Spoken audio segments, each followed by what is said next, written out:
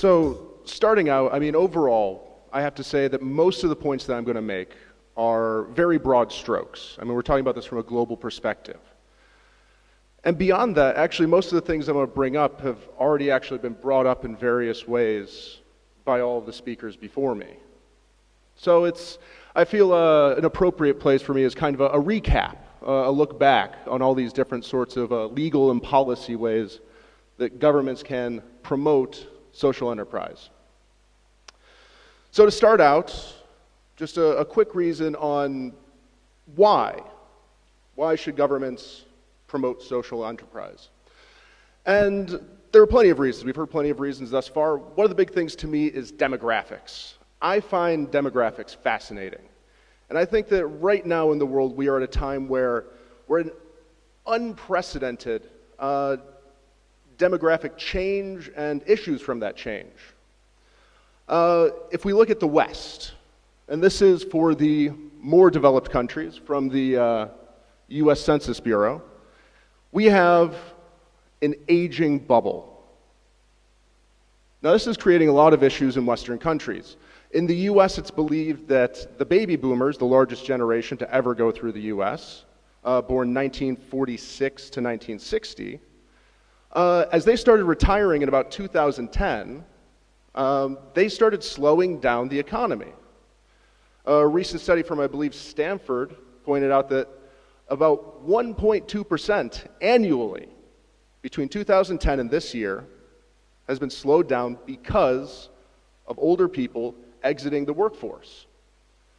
Now, this, of course, has knock-on effects. As older people are exiting the workforce in larger numbers, there aren't enough people, young people, to make up the taxes, to pay for pensions, health care, and so on. And then beyond that, because of social issues with the economy, actually more people are not retiring. So it's not creating space for younger people to gain experience and to rise up. So this is kind of creating a dearth of experience at the bottom. It's creating a dearth of taxes going into the system. And if we look at less and least developed countries, we see another interesting trend on the opposite side. Now with less developed countries, we'd say it's a little bit more sustainable going forward, but it's a bit of a pyramid. With the least developed countries, it is a full-on demographic pyramid. We have a lot of issues, especially one of the worst is in the Middle East. One of the worst is in the Middle East, where across the board, from the most developed to the least developed in the Middle East and North Africa, it's about 30% youth unemployment rate. This is a huge, huge, huge issue in less and least developed countries because there are so many young people as compared to the number of older people and the number of companies available. Now, if we look quickly, it's a little bit tough to see here, but in the most developed countries, the youth unemployment rate is at about 17.8%. In less developed countries, it's 13.9%, and in the least developed countries, it's about 10.2%. These are all catastrophic in their ways. If we look at what's happened recently in the Middle East, a 30% unemployment rate. There's also, in many of these less and least developing countries, poor access to basic needs, education, water, electricity. This all fuels a sense of social unrest. People believe that these demographic issues are heavily tied to the Arab Spring uprisings. So, just from a geopolitical sense, it is important to address youth unemployment and youth unrest, regardless of where it is in the world. And social entrepreneurship is a way to do this. Now, of course, it's not a panacea. There is no silver bullet to solving this problem, but it is a very useful tool that I believe all governments should be actively trying to promote. Now, there are a few things that I identified. There are 5 points that I believe all governments should focus on. Again, these are very broad points that ignore context. So we have identifying needs, opportunities, and sectors as the first thing that they have to do. Second, defining social enterprise legally. Third, creating enabling frameworks. Fourth, coming up with modes of finance. And fifth, providing business and skills development support. So going into the first one, identifying needs, opportunities, and sectors. Now this is kind of obvious, but if you're going to do a program, and I think this is something a lot of governments don't necessarily do enough, is their homework. They should actually look into, in depth, what is needed and what can happen. Now for social enterprise, I mean ideally, it should be a very broad survey with a lot of interaction. And you're going to notice through my talk here that interaction and cooperation, I think, is one of the most important things across all levels of government and across the public and private sector. So there needs to be in-depth homework at the national level, at subnational levels, to identify the needs, the contexts. This data will provide solid foundations for policies. Now, one of the big reasons for this, and again, this is obvious, and it's something that's been brought up, different areas have different contexts. I'm from the US. The US is a pretty big country. I'm from New York State. New York State is a pretty big state. I'm from a small town of less than 15,000 people in the mountains. If the state put together a social entrepreneurship package that was aimed at what the needs are for somebody in Brooklyn, it would have nothing to do with my small town in the mountains, and vice versa. This needs to go from the national level to the state provincial level to the county level. And one of the most important things with this sort of survey is that it needs to be scheduled regularly. It's a classic monitoring and evaluation thing. It's useless if you only do it once. And this is actually a major issue, at least in the US. We make policies and then we never revisit them. So every 5 years, 10 years, I'd say 10 years at the longest, it needs to go back to make sure that the relevant issues are being addressed. Because if social entrepreneurship is working, it should be creating solutions to the problems, and then new problems will be arising. So, second, defining social enterprise legally. Again, seems pretty straightforward. If you want to promote something, you have to know what you're promoting. But it's kind of amazing because a lot of countries don't actually have a definition for social entrepreneurship. Or you'll have, in some areas, again, I keep referring to the States, but in the States there is no national definition or policy on social entrepreneurship. There are a lot of watch groups that each have their own sort of definition. There are different groups in states. I mean, about half the states have policies and definitions of social entrepreneurship, but they don't match up, and they don't interact. I mean, if you want something to be effective, you need to have a broad policy on the top, like a giant gear, that then works with the smaller gears, interacting together down to do more customized things for customized areas. Now, any sort of definition must have at least 3 areas. It has to differentiate social enterprises from other types of entities. Now, I mean, in some countries, they count charities as social enterprises, treated the exact same. In some countries, social enterprises are treated the exact same as regular enterprises. I think that one important thing here, as somebody who studied a lot of international development, I'm always worried about corruption. And I think that corporate social responsibility is a great thing, but it cannot be counted as social enterprise. And if there is not clear monitoring on any sort of national system, it leaves a door open for corruption.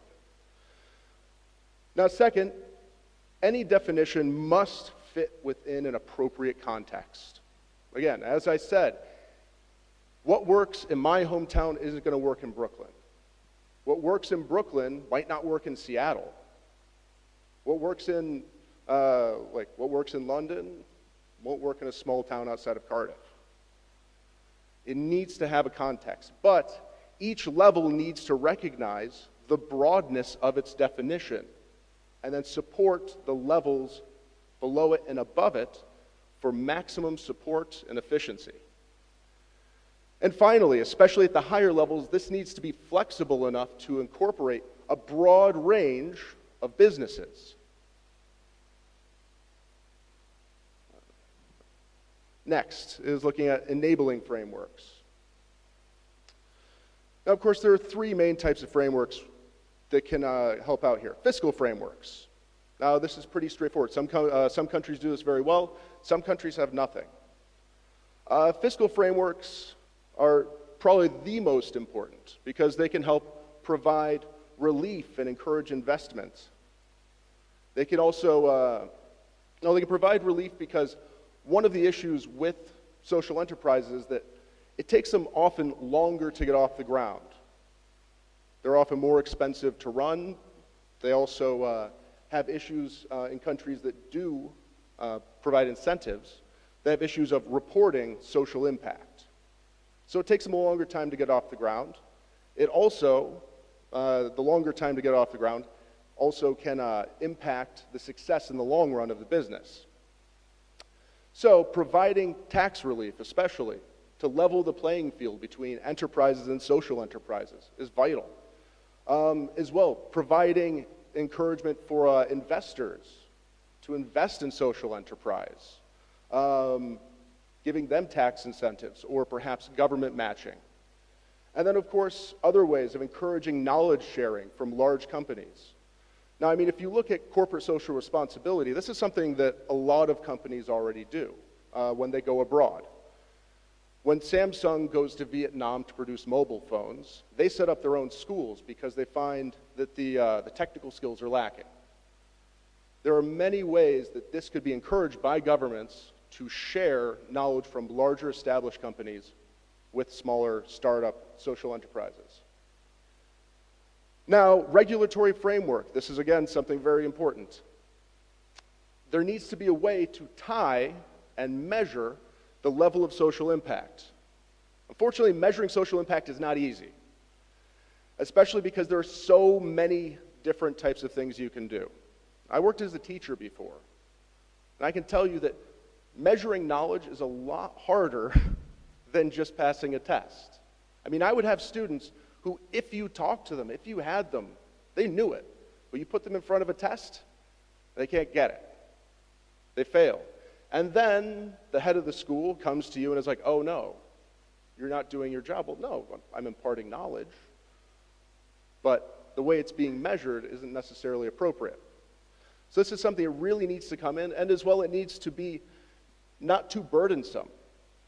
Because if social enterprises have a tough time proving that they're making a social impact, it's going to scare off investors, it's going to scare off entrepreneurs. And then finally, a market access framework. And this is a big one, looking at promoting government agencies to do procurement from social enterprises. Use it at least as a tiebreaker. Or better yet, using that regulatory framework, have a weighting system that weights the level of social need and social impact against the cost of the service to make it cheaper, in a way, to go for social enterprises. And again, I could say the same thing for when multinational corporations come in. Lots of countries use local content requirements. Well, why not make that local content requirement a social content requirement? Fourth is finance. Now, again, finance is a pretty obvious one because when you're talking about business, the money is where people go. If you can provide good finance, you'll encourage more people to go into social entrepreneurship, both people who have an idea for helping their community and also just regular entrepreneurs who want to be able to take advantage of a situation.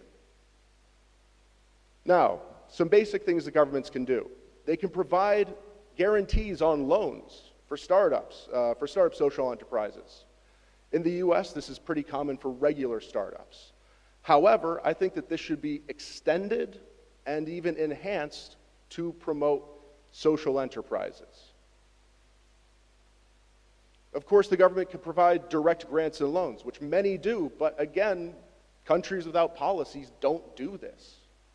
There's a robust social enterprise scene in the Middle East, but very few Middle Eastern governments actually define and recognize social entrepreneurship. They're happy with any sort of entrepreneurship. If they really could focus on the social aspect, they could bring in more of the youth and more of the disaffected people in society. And of course, you don't necessarily need to reinvent the wheel. They could establish public social enterprise investment funds or partner with private social incubators. This is a pretty common thing. Why reinvent the wheel? Why have the government try to start up a whole new structure, which is very expensive and time-consuming, when they can partner with well-established social enterprise incubators, or even just regular startup incubators, and help them have more of a social focus, and then just provide a regulatory structure for them. And finally, business and skills development support. This is key, and this is something that's been brought up already.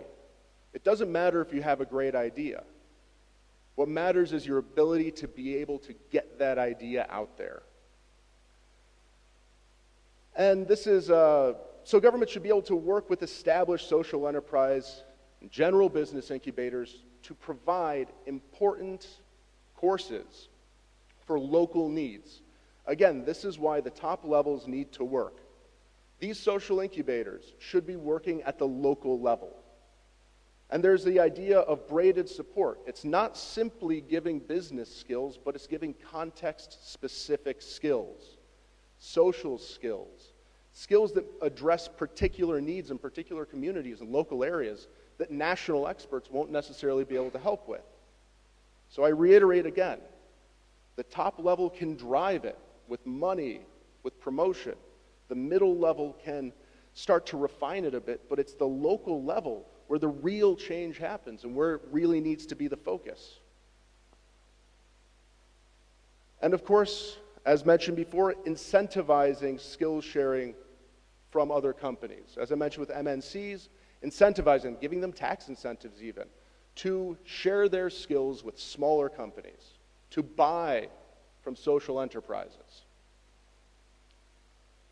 And that's it for me right now. There are two things that I would like to say quickly, and I would like to reiterate. One is that this takes an incredible level of coordination that is very difficult, but it is very doable. It takes political will and foresight. And second, and it's something I didn't mention, but it does go back to another theme, none of this matters if the government doesn't let people know that it's happening. Governments need to educate people about social enterprise. People need to know what it is, one. And two, they need to get the policies in place. But the policies don't matter if people don't know about them and don't know how to use them. So that's it for me. Thank you all very much.